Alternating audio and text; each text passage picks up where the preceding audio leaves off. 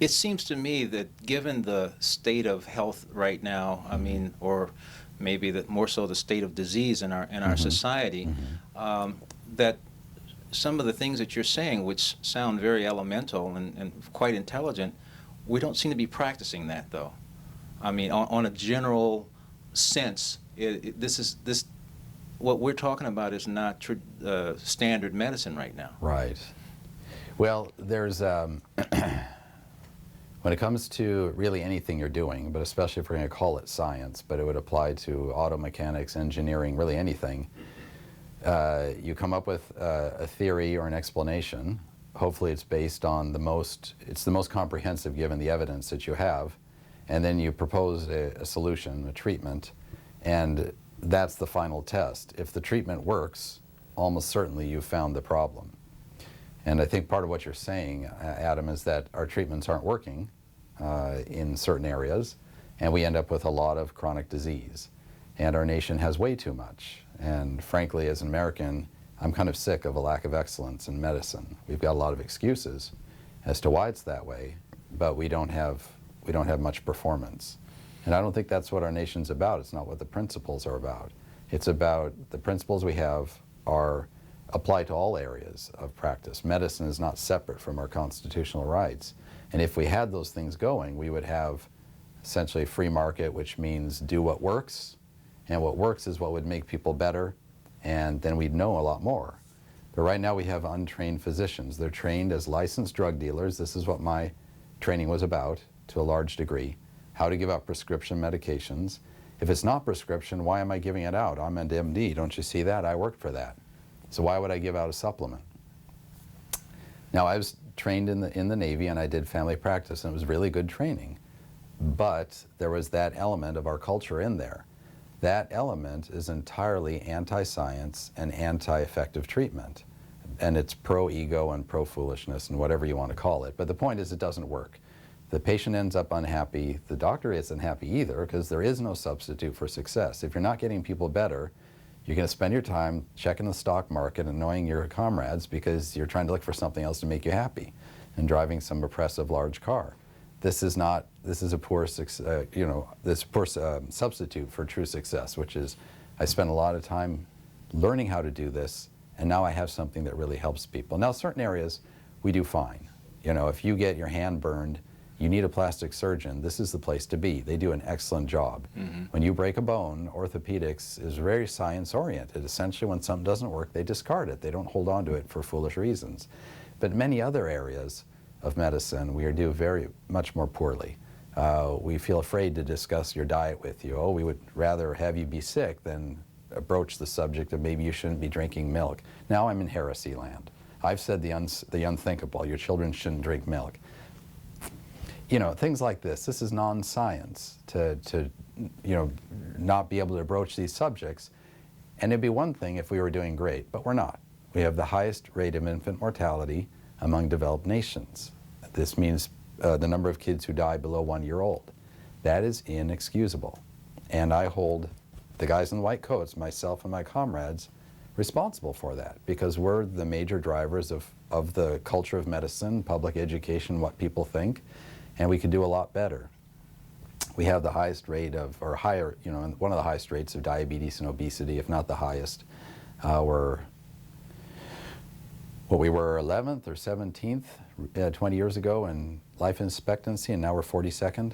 This just came out recently. And if I'm not unexcusable. If I'm not mistaken, many of our physicians, their life expectancy is not even as high as the general population.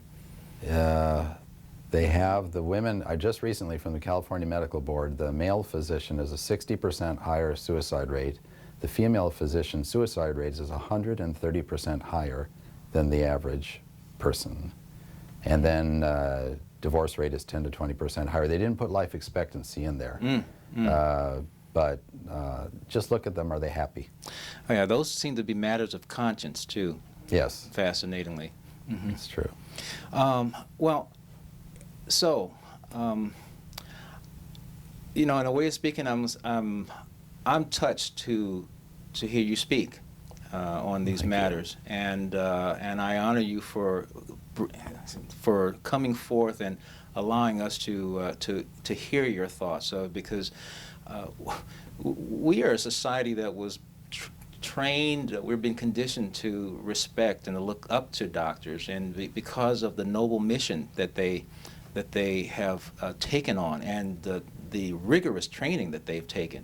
Mm-hmm. And so there is a fiduciary relationship, is of the highest trust. Yes. And so it's really great to hear and to be with a doctor who actually is exhibiting that and actually exemplifying just what we're looking at. I don't know if I'm the best example of that, but you're right. There is an unbelievable amount of goodwill and sacrifice in the medical corps of, I think, probably of any country. Mm-hmm.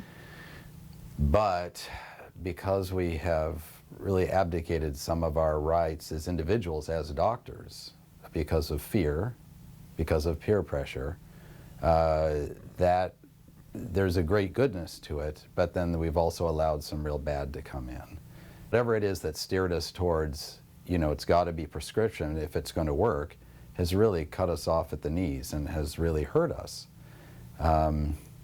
Somehow we've let the business and the advertising model take over, and I think that I look at what I've had to do to learn what I've had to learn, and I hasten to say that I don't consider myself anything more than average as far as my medical understanding and performance. But if I do have one thing, I think it's some persistence and faith that there's a better way. Mm-hmm. And I feel that's an individual right that I'm not going to let go of. And I have been able to find, not invent, but find better ways. And they are out there. And doctors have a right that's granted by society to act independently to find those things. Mm-hmm. There are medical boards, which are to prevent the obvious bad things that doctors could do, which is insurance fraud and improper relationships and narcotic prescribing, and they have to be there to police those things. There's the FDA, which is charged to approve drugs and devices, which they don't do perhaps that well because now it's just all pharmaceutical prescription drugs, and there's conflicts of interest there. But really it's up to the doctor and his license to act according to that noble way and that way with a higher purpose. And so many of us, though, end up being cowed by what we call practice guidelines, mm-hmm. which means a group of supposed experts, which just means a lot of people who have a lot of letters behind their name and have spoken to a lot of other doctors. They get together, have a meeting, kind of decide what sounds good, and then we have a legal environment which brings fear into doctors, that if you do the wrong thing, you can be found at fault. Now, both of those suppress what you think doctors are about, which is innovation. All right. We look at something and we see a need, and then you use your smarts, your experience, and whatever lands in your lap, and you try to decide what's a better way. Well, if you have a practice guideline or something called a standard of care, which is a moving target, but it's the island which we're going to stand on, right or wrong, as long as we're all together, it's legally defensible. This is a very major element in American medicine, and really steers it and makes it very difficult, unless you're willing to stand on your own, which we're not really taught to do something different. Now, there are some states in certain ways who have laws that, for example, California, that if you cannot be prosecuted as a doctor for simply doing something that is different than what most doctors do. But the state had to come up with this law after there were many cases where that was a problem. Mm-hmm. There shouldn't have to be such a law. If doctors would exert their privileges and their duty, then we would have a culture of innovation, mm-hmm. and there would be no such need for a law like that. It's good that that's there, but doctors in general need to practice innovation. When they see something that's wrong, the same child's been in 12 times in the last 4 months for ear infections, and we're giving yet another antibiotic, aren't we to be doing something about the underlying cause? And there's so much that can be done about the underlying cause, instead of just prescribing the next antibiotic, furthering the problem, and going home and the doctor's not feeling very satisfied either, and much less so the patient or the parents.